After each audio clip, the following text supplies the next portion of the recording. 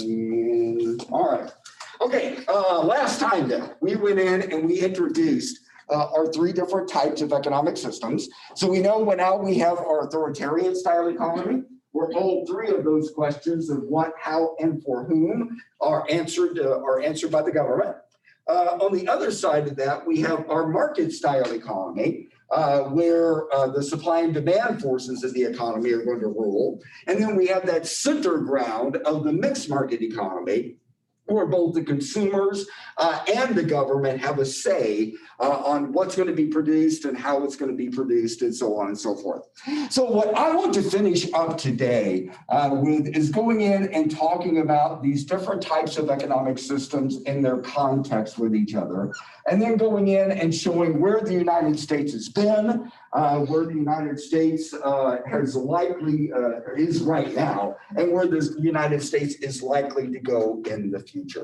And the way I like to do this is just go ahead and kind of put it on a line graph, because a person sees, I see all these different types of economic systems as a continuum. So when you go in and, since there are no true communistic societies, if you want to call them that, authoritarian economies, and there's no real true market style economies, everything kind of lands, if you will, in the center to some extent. So what I'm going to do is this area over on the left-hand side is going to be represented by our authoritarian style economies. T-A-R-I-A-N, our authoritarian style economies. So when you go in and you start looking at the authoritarian style economies, the person whose name is most frequently associated with authoritarian style economies is Karl Marx, K-A-R-L-M-A-R-X. Anybody ever heard of Karl Marx before today? Right now, it's a fairly common name, 1818 to 1883. Karl Marx is generally, albeit wrongly, associated with communism. Because when he went in, he's known for many of his works. One was the Communist Manifesto. I think one of his better works was Das Kapital, which, for the lack of a better synopsis, was actually a rebuttal to Adam Smith's Of Wealth of Nations. As we'll find out here in just a moment, Adam Smith, who was a proponent of the market style economy, actually believed that the market would always bring about the appropriate solution. Well, Karl Marx came about a century later and started looking at those ideas and actually said, well, you really don't want a capitalistic society. Because from Karl Marx's point of view, he said, if you have a capitalistic society, then you're only going to have just a few people, the capitalists, who are going to have the monetary means to own the factors of production. And if you do that, then those few people are going to own all that capital, and then you are going to have to go out and work for them if you're going to try to get ahead or even make a living. And of course, a capitalist, they're profit motivated, so they're going to go in and work you as hard as they possibly can, give you as little as they possibly can, not great working conditions, very little health care, if any, right, so on and so forth. Because for every dollar that they give you, that is a dollar that is out of their pocket, right, if they're profit motivated. And so Karl Marx actually said, you do not want a capitalistic style of system. And in fact, there's a lot of people that poo-poo on Karl Marx, but the fact is, Karl Marx, at least to some extent, was correct. And I would say if he wasn't correct, we would never have had the rise of the labor unions that we had in the early part of the 1900s. Because what ended up happening was exactly what Karl Marx said.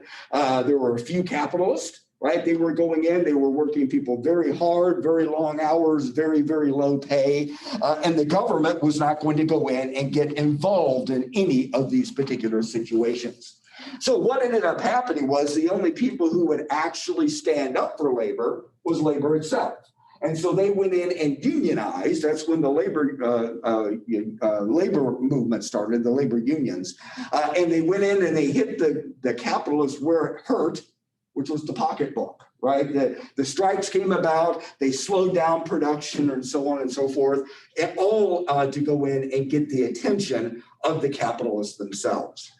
If you know anything about the labor movement of the early part of the 1900s, it was not a pretty time in U.S. economic history. It was a very violent, very confrontational, and sometimes very bloody and actually deadly, bless you, a situation that they had back during that period of time. But I think what has ended up happening, and one thing I do want you to understand about Karl Marx, is that Karl Marx is often associated with the communistic, the authoritarian style economies that we have today. But if Karl Marx were to come back today and look and see what his name has been pinned to, then he would be very upset by this entire thing. Because the capitalist, that's wrong, I keep saying capitalistic, the communistic system that he described in both Das Kapital and the Communist Manifesto is not the communistic system that we have today. And in fact, if you go in and you look at the term itself, communism, what Karl Marx envisioned was communal ownership of the factors of production. Not government ownership, communal ownership. So what he envisioned is that everybody, including the workers, everybody would own the factors of production and thus share in the reward, right, that came from that production. That's what Karl Marx was actually envisioning when he went in and was talking about communism. So what communism actually turned out to be, what Karl Marx envisioned it to be, are two completely different things. And I think a lot of people really don't understand that about Karl Marx. All right, nonetheless, his name has been associated with the communistic or the authoritarian style economies, for better or worse. All right, so that's what we have on the left-hand side. On the right-hand side over here, we have the true market style economy, right, where supply and demand forces reign. And as it turns out, the person who was the champion of the market style economy was Adam Smith. Adam Smith, I don't think, was the first true economist, may have been the first diehard capitalist, if you will. But Adam Smith wrote a book back in 1776 called The Wealth of Nations. The Wealth of Nations concentrated on a number of different things, but a lot of it had to do with market behavior and the specialization of labor. And so it was Adam Smith's contention out of all this is that the market would always bring about the correct solution. And what he meant by that was the market will always answer the question of what should be produced, because that's all supply and demand forces, how much of it will be produced, what it will sell for, what wages are going to be, right? All of those different things would appropriately be answered by supply and demand forces, right? So he put all of that down in that book of A Wealth of Nations. All right, we now know that Adam Smith was not completely right either, right? I made that case on Friday because there is a lot of places in our economy where the market does actually do a pretty decent job of going in and setting wages and prices and output levels and so on and so forth. But there also are a number of different places, we're going to see another one here in just a moment, where the market completely and utterly fails at going in and doing what it's supposed to do. So it's always been my contention that, if you're dealing with these types of issues, you're probably not going to find the answer at the extremes. You're going to probably find it somewhere in the middle. So what we have then is a situation where we have our mixed market economies that are going to be right in that particular area. Now, before we go on with the discussion, does anybody have a problem with the way I've drawn that, given what I just said? You'll probably never find the answer at the extremes. You'll find it in the center. What's wrong with the way I just drew that? It's a little bit poor. It's a little, yeah, it's kind of fudged a little bit towards the right-hand side, right? It's not really in the center of this entire thing.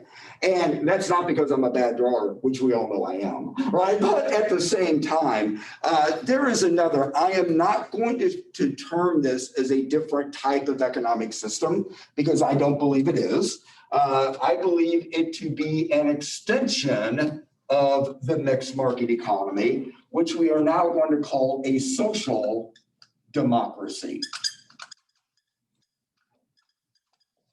Social democracy. Now, folks, I think it's very important that we have a discussion about this because all of a sudden here in the past 10 years or so, this idea has gotten itself thrown out there in the United States economy. And either you understand what it is or you're completely ignorant of the idea and don't understand what the concept is about altogether. Right. And what I mean by that is when you go out and you start talking about social democracies, a lot of people will go in and equate that with the terminology of socialism. All right. Now, look, there are still people who go in and have the misperception that socialism and communism are the same thing. Well, the fact is they're not. They were never intended to be, whether they ever were or not is even a source of debate.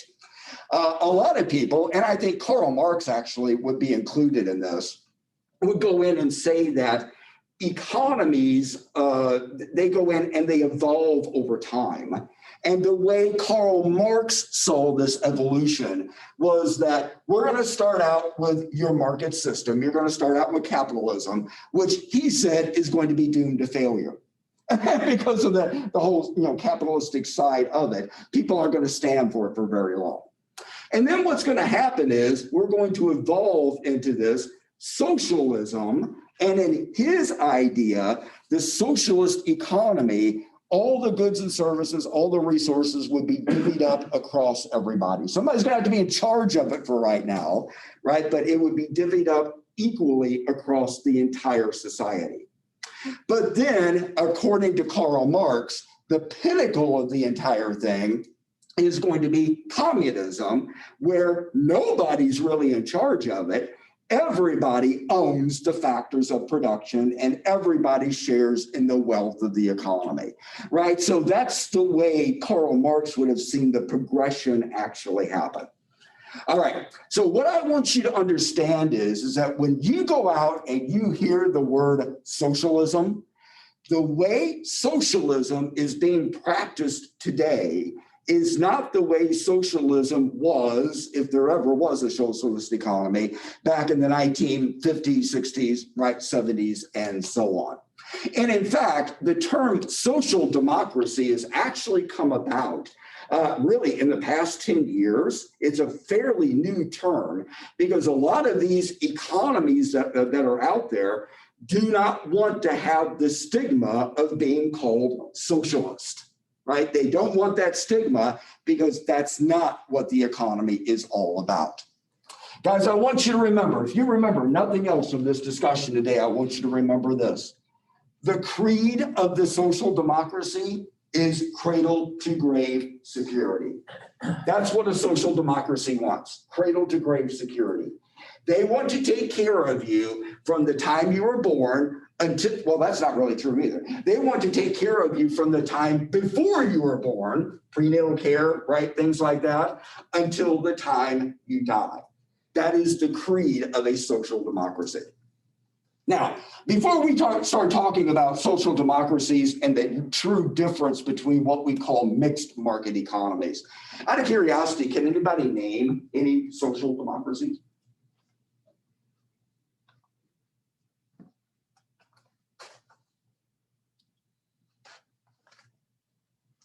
No. Did Venezuela used to be? We're going to talk about that one in just a moment. So hold that thought for just a moment. Canada? Are they kind of? Oh, very good. And actually, A. Actually, that generally tends up being the last one on the list. Why do you think Canada is a social democracy? You might tell me why. Well, they have like universal health care. Yeah, that's right. That's exactly right. In fact, that's one of the big things that we know about Canada and their leaning towards the social democracy. There's a lot of other things within their economy, like paying for educations, right, and things like that that go along with that as well. Interestingly enough, does anybody, when you look at Canada and we're calling Canada a social democracy, essentially a socialist country, if you still want to use that terminology, is that surprising to anyone? Because a lot of times, a lot of people have heard, well, they have the socialized medicine that is up there, but does that really make them a social democracy? Does that make them a socialized country? The answer is it's not just that one thing. There's a lot of other things that go along with it as well. But the other thing that I tend to get out of this is people will look at this and they'll say, well, wait a minute. Canada can't be a socialist country. How did we let a socialist country get right on our northern border, right? How in the world did that happen? Well, I want you to notice something. I want to give you your geography lesson for the day. Everybody turn around and look at this map out here. Maybe a bit first. I want you to notice that the border between Canada and Mexico, this border right here, is the longest unguarded border in the world, right? And when you look at that, how does that mean you can just cross over and back and forth if you wanted to? You still have to have your passports, and things like that. You still have to pay duties and tariffs if you buy something in Canada and bring it back over or whatnot. But they're not standing there with machine guns, right? And going in and worrying about, the trade that comes back and forth and so on and so forth. It's the largest unguarded border in the world. If you're up here in North Dakota and you have a ranch, you can walk right across into Canada and nobody can care less, right? But I do also want you to notice, if you go to our southern border down here, a relatively small border, compared to the Canada-United States border, what's going on down here? What have we been talking about for the past, 4 or 5 years or whatever? Yeah, we're going to border security. We're going to build that wall. We're going to keep those people down here. All right. Well, I guess the question really needs to be, do you see people beating down the border to get out of Canada into the United States? You don't see that, do you? So the question is, why are these people digging under a wall and doing whatever they need to do to get into the United States? Isn't it funny that nobody ever asked that question? What's the difference? Airline sucks in Mexico. There you go. And that's basically what it turns out to be. Canada takes care of its populace. They're a social democracy. They take care of their populace. Mexico does not, right? I mean, it's as simple as that. So if we want to go in and we want to have policy along the southern border, building a wall is not going to go in and change the economic systems between the two countries, the economic inequities between the two countries.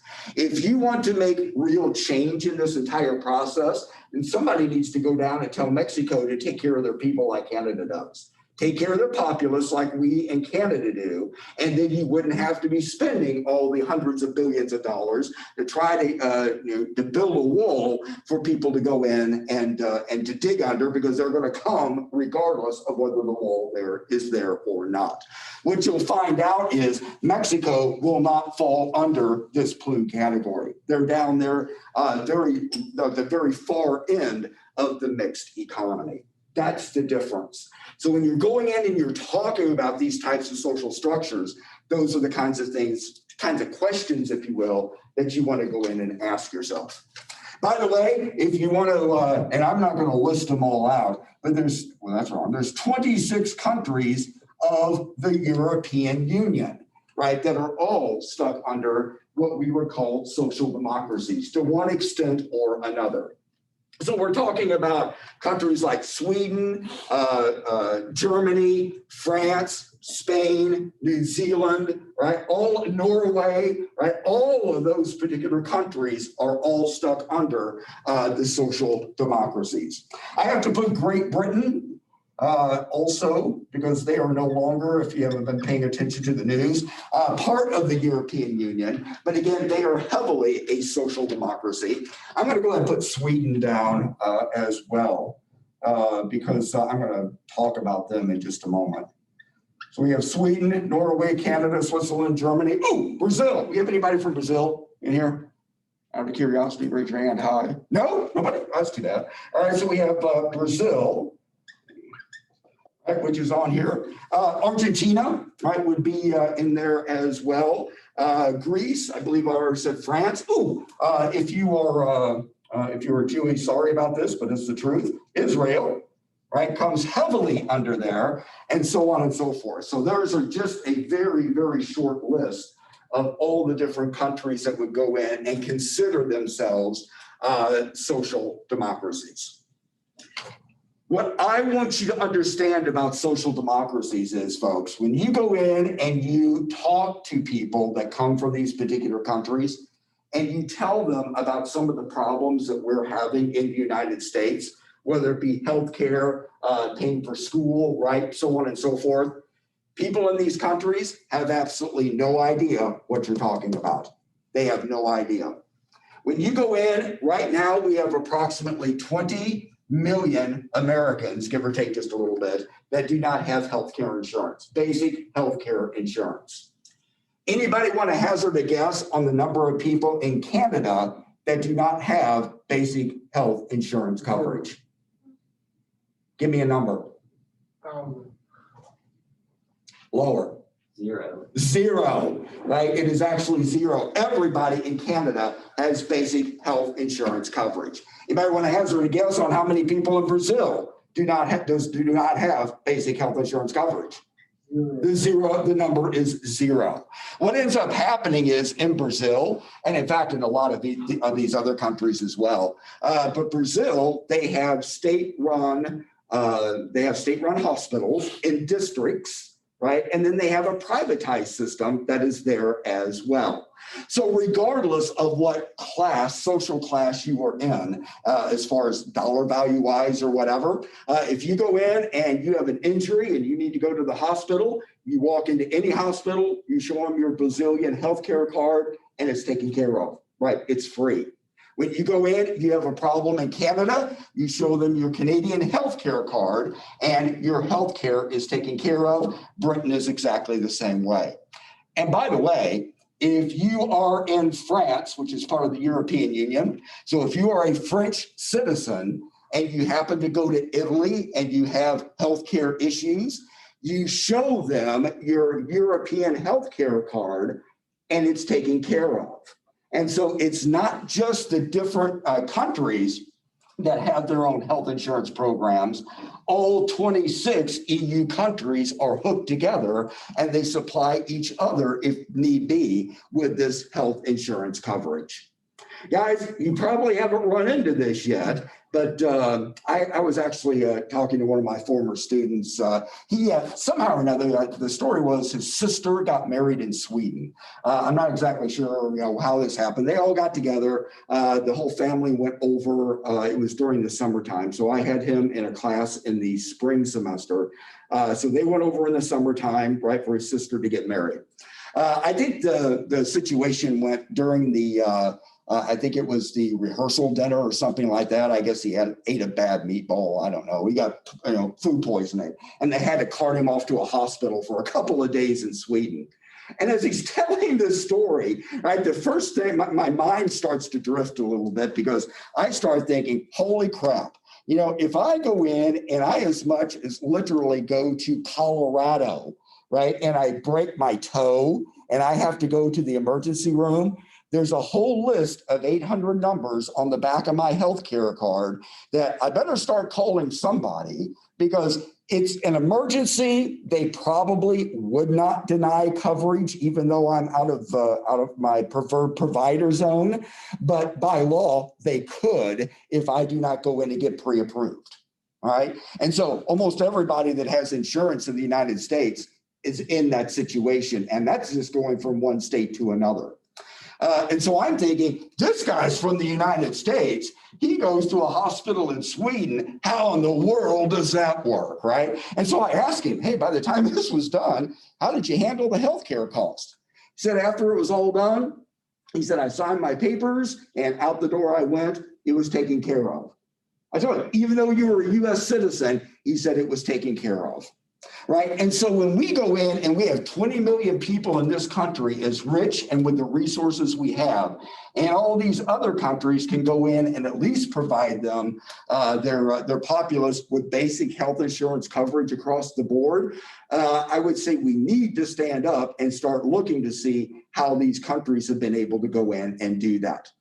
A lot of people believe that just because you have and are lucky enough to have health insurance coverage in the United States, that health insurance or health coverage is free, right? I mean, if you're covered, then you just walk in, you show them that card that I just showed you, and your healthcare coverage is taken care of. That's not true. That's not true by a long shot. Because what has happened is when you go in, I'll share just a little bit. For my health, and I have pretty good health insurance through the college, but I have to put in about $650 a month of my own money to go in and cover that plan. Right? That's $650, so multiply that by 12. Then I go in and I have each one of us has a $1,500 deductible. So the first $1,500 is right out of my pocket. And then after you do that, there's another $1,500 deductible, which is called co-insurance. So they pay 80/20 up until that next $1,500. So each one of my family members then is out of, another $3,000 out of pocket before the plan goes in and pays 100%. Then you go in and you still have your prescription drugs that you have to pay for, right? Because there's always the deductibles on top of that. So if you go in, take that $650, multiply it by 12, there's 3 family members. There's another, if you have a bad year, there's potentially another $9,000 right on top of that. Healthcare is not free in the United States, and I have a good health insurance plan. Some of these people who went on Obamacare used to be, by the way, before Obamacare was enacted, that number was 40 million. 40 out of 320 million people did not have basic health insurance. That got cut in half. But even with that type of coverage, I had a young lady that was in class a couple years ago. She was really excited because she never had been able to afford health insurance coverage before. But her deductible, this was not what she had to pay every month, her deductible was $12,000, which meant that the first $12,000 had to come out of her pocket before the insurance would pay anything. Folks, there's not many people in the United States, given the income distribution that you saw on those videos, that's able to go in and take a hit like that. In those countries, no such deductibles exist. Is it because like the healthcare industries make so much? Is that why they don't want to get rid of it? Yeah, I think my personal belief is that's a big chunk of it. What we have been told, and particularly with the Obamacare, when it came about, and mind you, I'm referencing this because this is the only what we would call nationalized health insurance program other than Medicare and Medicaid that we have ever had in the United States, right? That covers the general populace. But the downside to Obamacare was we were told that we have had health insurance reform. No, let me back up. We were told we had had healthcare reform. That's what we were told. But we truly only had health insurance reform. There's a difference. Because when you go in, there are two, if you will, there are two sectors of the medical industry. One is the insurance sector, and then there's everybody else, right? You've got the doctors, the nurses, the hospitals, the pharmaceutical companies, the labs, and whoever else, right, is over on the other side. Obamacare regulated this industry and didn't touch anything over here. Nothing. It didn't touch anything. Well, I argued then, and I still believe it's the case, that you cannot reform this and have it be stable for a long period of time if you don't regulate what a doctor can charge or a lab or a pharmaceutical company can charge over here. I don't think that is reasonable. What these countries have done is gone in and regulated the entire thing. So a doctor can only charge so much for an office visit. That's part of the regulation. The pharmaceutical companies, the pharmacies can only charge so much for prescriptions and so on and so forth. So all that is heavily regulated. So I think in the United States, what we are currently battling with is this industry over here doesn't want the government in their business. But we at the same time cannot afford, right, the costs that are coming out of that particular part of it. Where do we draw the line? And I think that's a huge chunk of the issue. Right. Okay. So that's going in. By the way, and when you go into not all, but a vast majority of these countries, your education is paid for as well. In the countries that it isn't 100% paid for, there's a step scale, right? So if you're in the lower income rank, it's probably free. And as you go to higher and higher levels of income, you have to pay a percentage of it. But it's not nearly like we have in the United States, which for the most part is a market-based system. So when you go in and you look at some very basic things that we struggle with in the United States, these countries, it's already been dealt with and it's already been taken care of. Now, the question does become, well, somebody's got to pay for that, right? Somewhere along the line. Who does? Where does that money come from? Taxes, right? Somebody's got to pay for it, so it's got to come through taxes.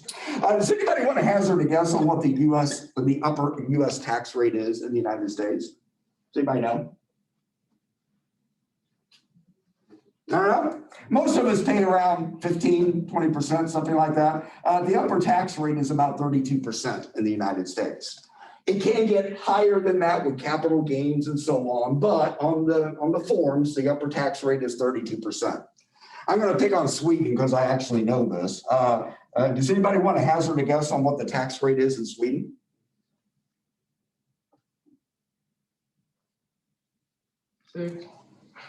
6? I don't know, I just do a number up there. Okay. Better add some more numbers to that. 65. Oh, you're in the ballpark, dude. 62%. 62%. Now, let me ask you something. Let's assume I'm running for president, which I am, by the way, all right? And after I pay for your Twinkies and all this other stuff, right? I'm going to pay for your health care. I'm going to pay for your education. I'm going to pay for your roads and bridges. I'm going to pay for your retirement, your pharmaceuticals, all that kind of stuff. But in exchange for that, I want 62% of your income. What is the probability that I'm going to be elected? You're not? Like zero. Right, like zero. What's the probability I'll be assassinated? That gets to be pretty high, right? We in the United States, we want it all, but we don't want to have to pay for it, which is a whole chunk of the reason why the national debt is as high as it is, and it's getting higher as we go. Right. So when you go in and you look at these countries, yeah, the tax rate is higher. But the fact is they get more for their buck than what we get here in the United States. Folks, you will learn this one of these days. When you go in, if somebody were to tell me that they would take care of my roads and bridges, by the way, pay for my son's education, right, which I'm paying for out of pocket. If you were to take care of my health care, if you would have taken care of my daycare, right? All of those types of things that people worry about on a daily basis. If you were to do that and do it in an efficient way and take 62% of my income, I would be money ahead at the end of the day. I would be money ahead because people don't look, they look at taxes and they think to themselves, hey, that's right off the top, but I'm done after I pay my taxes, right? That's just where it begins, right? That's when you go in and you start getting into your health care and paying for your education and all that other stuff that the government right now, in our particular case, has absolutely nothing to do with. The other thing that I do want to point out about this is a lot of people also believe that in socialist countries, if you will, these social democracies, you do not have a market, right? The government is in charge of everything, and there's no true market activity that is going on. Nothing could be further from the truth. And in fact, again, I'm going to pick on Sweden because I know, I happen to know the numbers for this.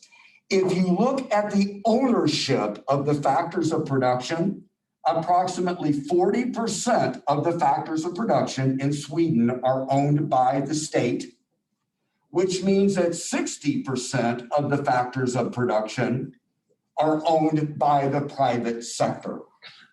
So that tells you right there that the state is heavily involved. There's no doubt about it. But there's a whole heck of a lot of private enterprise that is going on, and it's true for every one of those particular countries.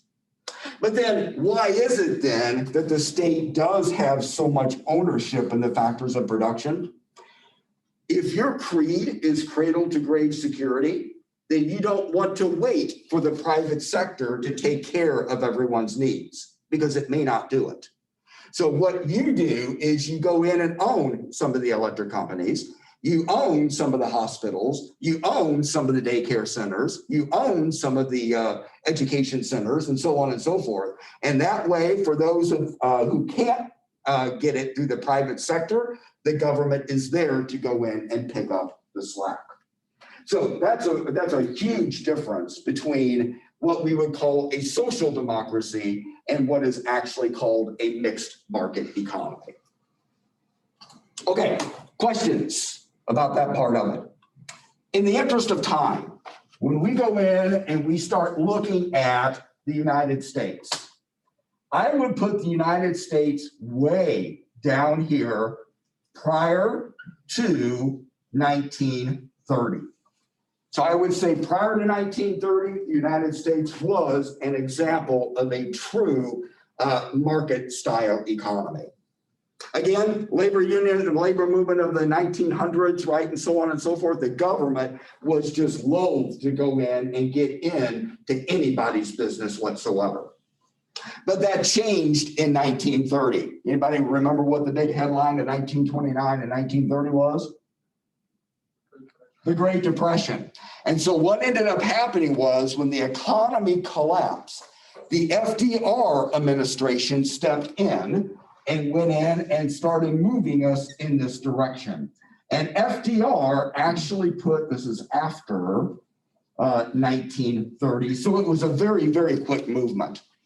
FDR needed to put a safety net under the US economy to keep it from completely and utterly collapsing.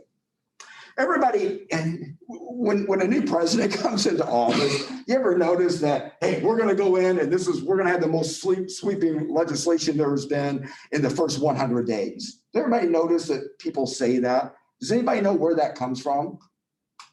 Because FDR did it. He was the first one to actually go in and have the most sweeping legislation that was ever put into place in the entire history of the United States in his first 100 days of his presidency. Because we went from having no regulation to the entire regulation of the banking industry, which is what caused the problem in the first place, right? We went in and we had the first minimum wages, right, that were put into place during this period of time. The first welfare programs were enacted. The Social Security, right, came into play.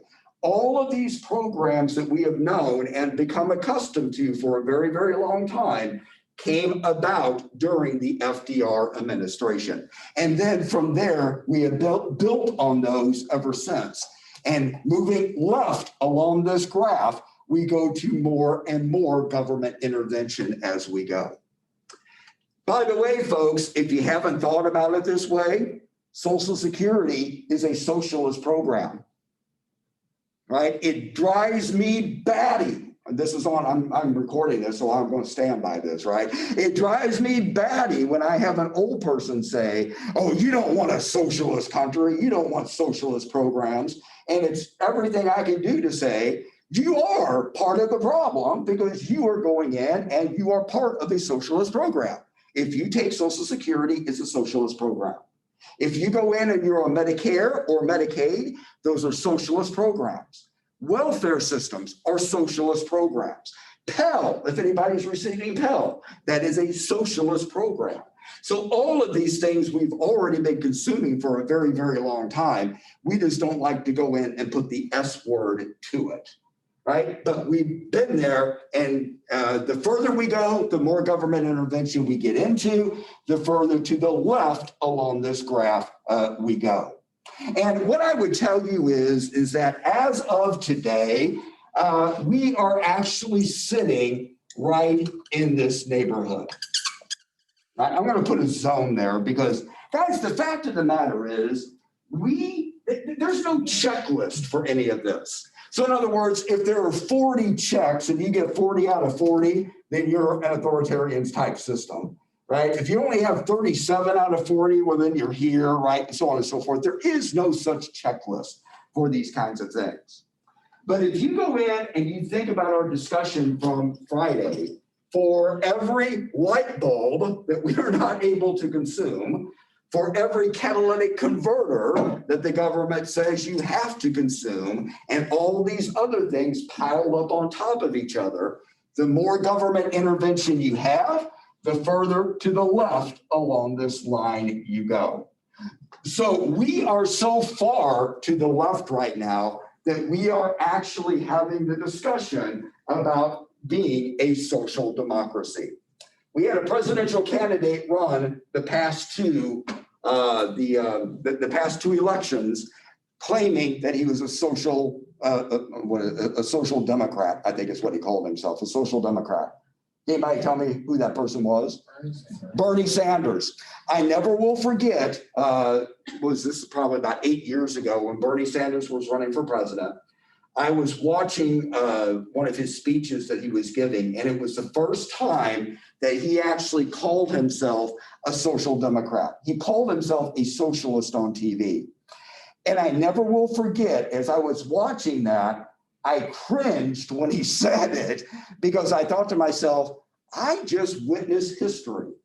I just witnessed somebody losing a presidential election right there. I did. That's exactly what I thought. Because I thought to myself, anybody that calls themselves a socialist in this country isn't going to go anywhere, right? That's the death of his campaign. I couldn't have been further from wrong, right? Because what ended up happening was he actually picked up steam after that. So what we now are seeing in the United States, and particularly within the younger generation, is this acceptance, if you will, of government intervention. And now we're looking at it thinking to ourselves, maybe a little bit more government intervention wouldn't be such a bad thing if it goes in and benefits the whole, right? That's the basic struggle that we are in today. And let me give you really quick two other quick examples. One of them has actually happened this week. If you go in and you start looking at this situation right here, right? The electric industry. We have all pretty much had the idea that electric is a scarce commodity because it commands a price. What a lot of people don't know is that we are on a very tenuous grid in the United States. The entire North American continent only has 4 electric grids. The Western grid, the Eastern grid, which we are a part of, Texas, and then we have Quebec, right, that is up here. Well, what we just found out this week is that Texas actually cut themselves off from the rest of the grid because they did not want to go in and they did not want to adhere to government regulations. So by producing their own electricity, they can get away from all those government regulations, and Washington, D.C. cannot tell them what to do, right? That was the whole point of going in and doing it in the first place. Texas just screwed themselves this week because what ended up happening was we just found out that they can't produce their own electricity in a winter storm. I mean, it's as simple as that. And because they're disconnected, you cannot sell off of these grids and sell to Texas. Right? You can't do it. They are unregulated industry. And so now there's a prime example, and now people in Texas are asking, why did that happen? And the answer is we have outdated infrastructure and no government regulation, right? I mean, it's as simple as that. We, by the way, also found out that the entire center part of the United States is on what we call the Southwest Power Pool. This is area in red. There are, by the way, the Southwest Power Pool actually started in 1942 with 11 electric companies. There are now over 100 electric companies that have all signed agreements to cooperate with each other to go in and share electric power without going in and gigging everyone. And so that's why our power stayed on. There were a few rolling blackouts because we were helping people in North and South Dakota, right? And that's okay. That's the way it's supposed to be. We didn't have a complete system failure like they did down in Texas. And by the way, the entire idea, if you've been watching the news at all, Texas is blaming this entire thing on their green energy, their windmills freezing up. That's not what caused this. What caused it was their other infrastructure, their other power plants other than green energy couldn't keep up with the demand, and they completely and utterly failed. Everybody knew that their windmills were going to have to be stopped because Texas was cheap and didn't put heaters on their windmills. They didn't think they would ever need them. Anybody want to hazard a guess on where this picture was taken? Texas. Nope. Kansas. Nope. Go extreme. This is the Ross Electric Grid in Antarctica. This is in Antarctica, and they run these windmills 24 hours a day. So that's not the problem. They put heaters on these windmills, right? And so they produce their power down in Antarctica 100% using green power, right? So don't buy into the whole idea that green energy was the problem that hit Texas.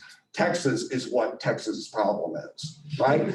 One other thing before we go, that goes to your question of, is Venezuela a social democracy?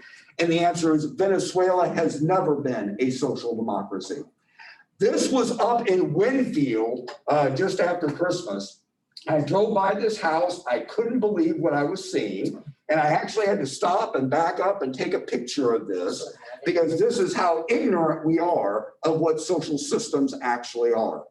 Venezuela is now and always has been a dictatorship. They have never been a social democracy.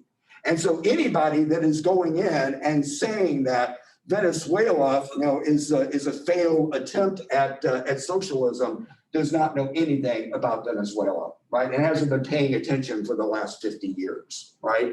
And so this sort of thing is something that, we're not done yet, sorry. This is something that you got to watch out for, folks. So before you start putting signs up on your front porch, you might want to know what you're talking about, right? Because this ain't it. All right, quiz on Wednesday. Multiple choice, about 12 questions, right? We're going to get done with this material and move on to production possibilities next time. All right, see you next time.